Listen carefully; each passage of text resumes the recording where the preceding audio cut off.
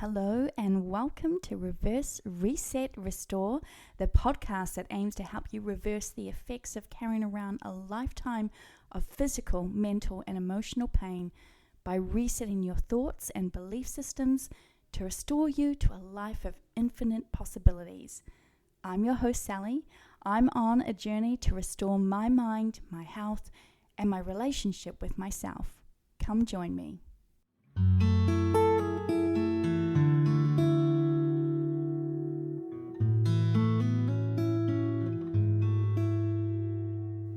Welcome. I'm so excited to have you here for my first ever podcast episode.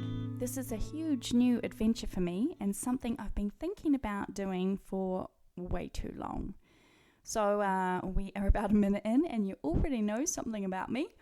I've been a procrastinator driven by fear. I say no more. I'm doing this. And you being here helps give me the courage to begin to step out and start applying all the lessons I've learnt to restore my life. In this episode, I thought we'd start with my reasons why you and I have found ourselves here. Now, there will be plenty of time for me to share my whole life stories, but today we'll skip some of the messier parts and get to a catalyst moment I had a few years ago.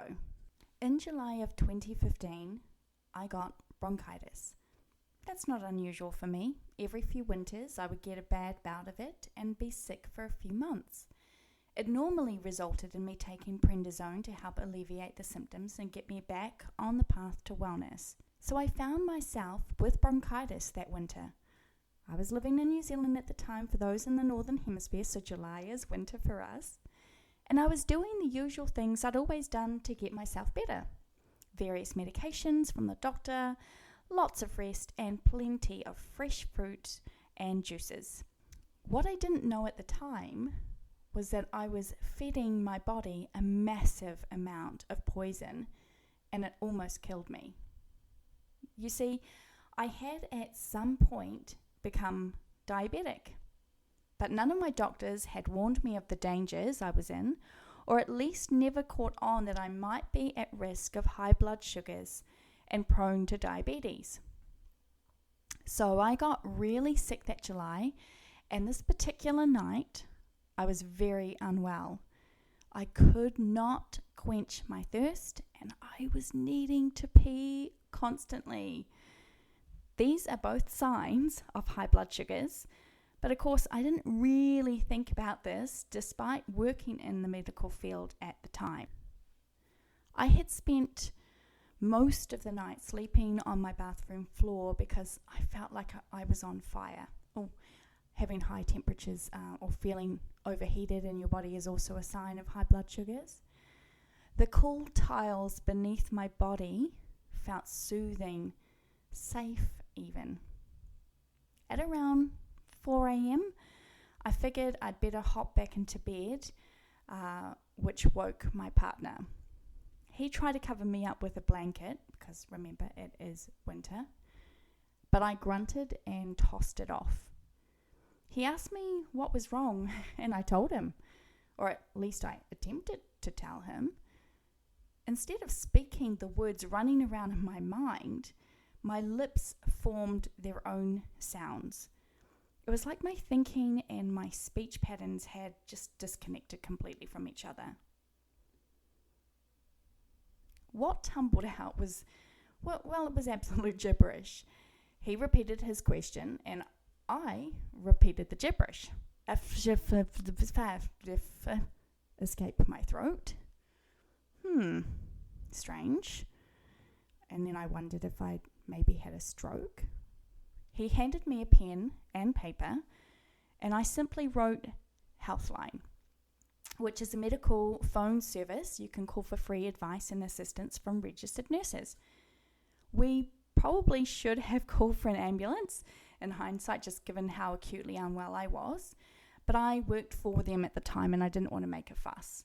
And also because it was actually on a Friday night, I didn't want to take an ambulance off the road to be diverted to me when it could be essential for somebody else.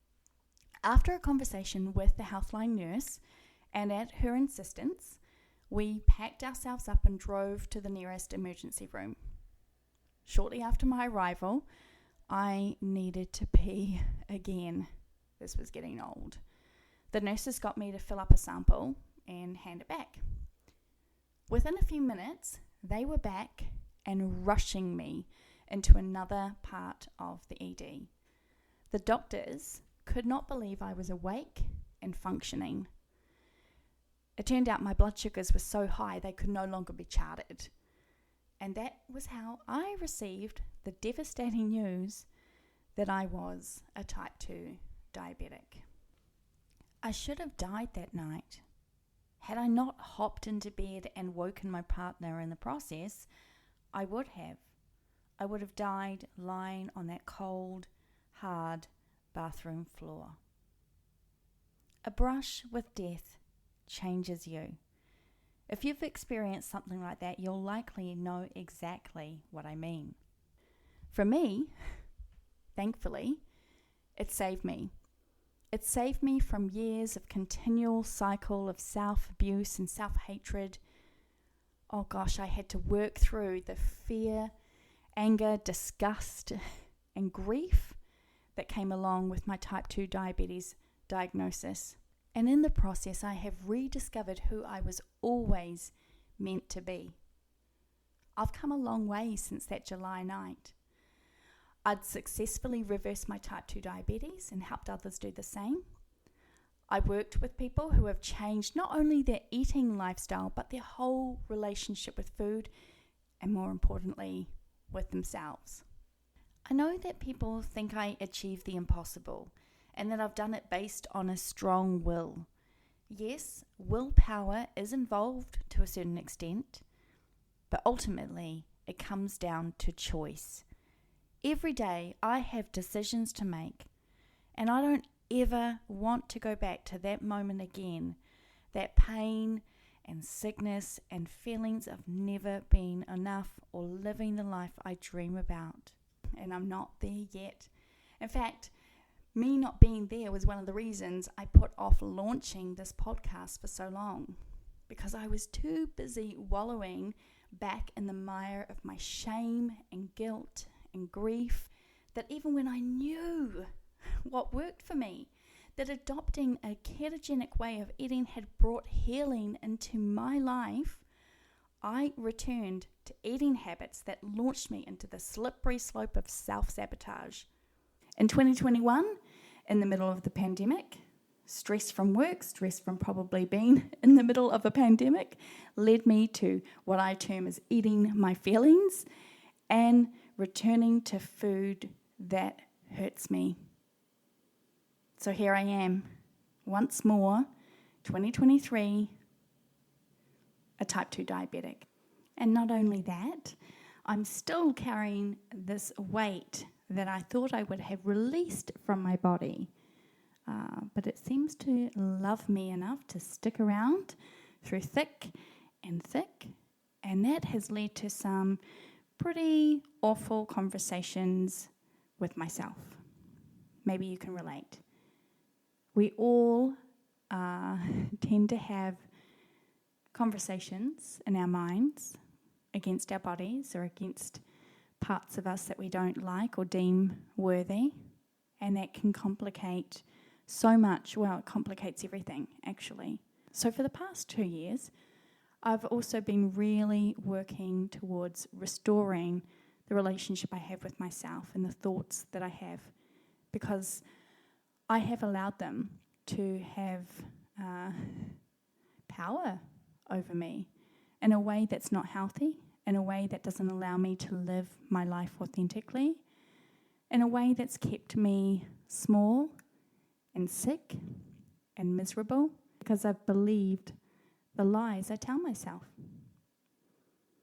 And so I'm hoping that maybe some of this is resonating with you as well. I still don't have it all figured out.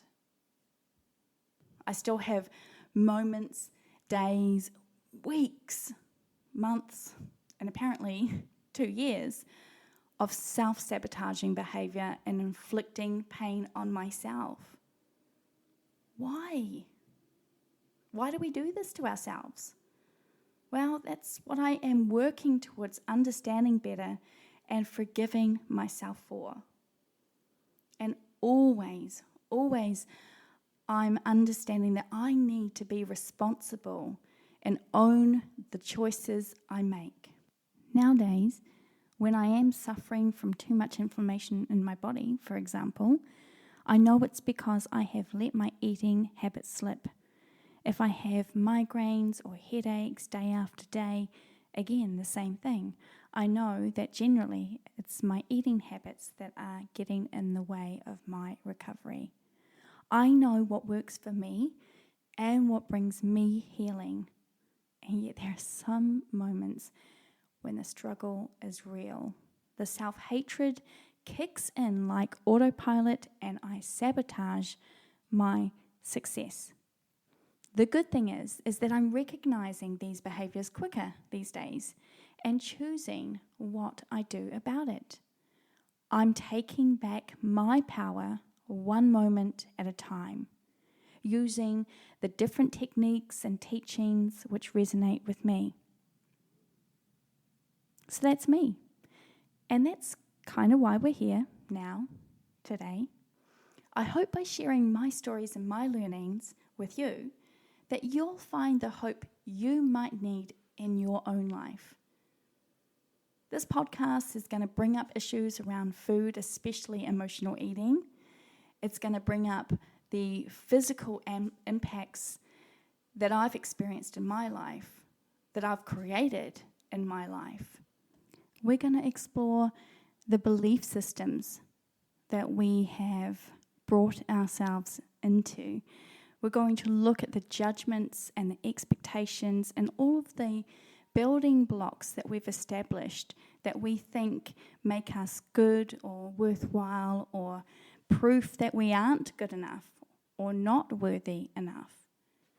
We're going to look at the way that our thinking really does impact, influence, and create the life that we are currently leading. We'll learn about letting go and releasing ourselves from the suffering of our own design, and how to move into a place where we can allow the good into our mind, our heart, and our whole life. This is not just my journey, it's yours, it's ours.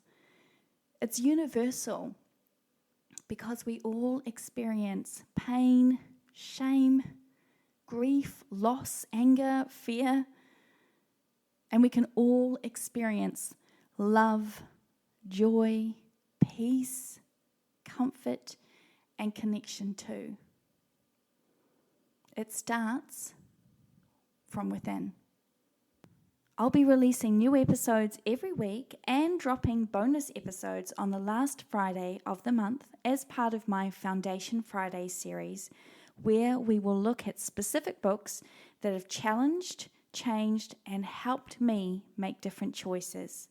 And I'll be talking to other regular people who, just like me, are sharing their self-discovery journey and talking about how these experiences have reshaped their life.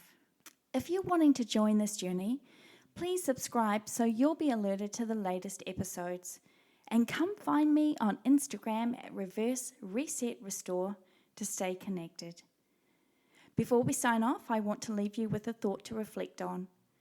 As the Stoic Epictetus reminds us, circumstances don't make the man, they only reveal him to himself. It's my hope that this podcast will help reveal who we truly are and who we're meant to be. Thanks so much for listening. It means the world to me.